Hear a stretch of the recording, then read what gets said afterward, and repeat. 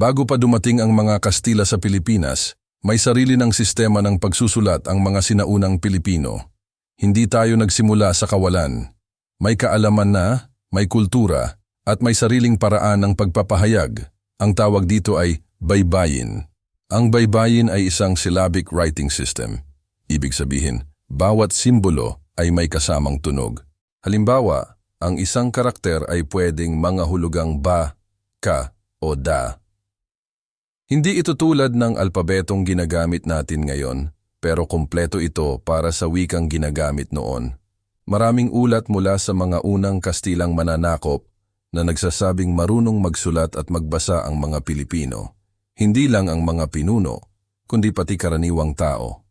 May mga babae at bata pa nga na marunong gumamit ng baybayin. Ibig sabihin, hindi ito eksklusibo sa iilang tao lamang. Pero bakit parang nawala ang lahat ng ito? Nang dumating ang kolonisasyon, nagbago ang sistema ng edukasyon. Ipinakilala ang alpabetong Latin para mas madaling maipalaganap ang Kristyanismo.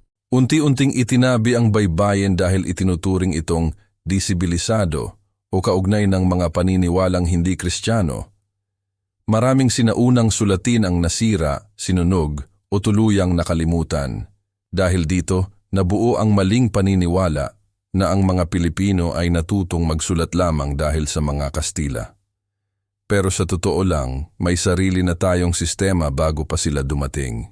Mahalagang tandaan na ang baybayin ay hindi ginawa para sa mahahabang dokumento o batas. Ito ay masakma sa tula, awit, pangalan at oral tradition.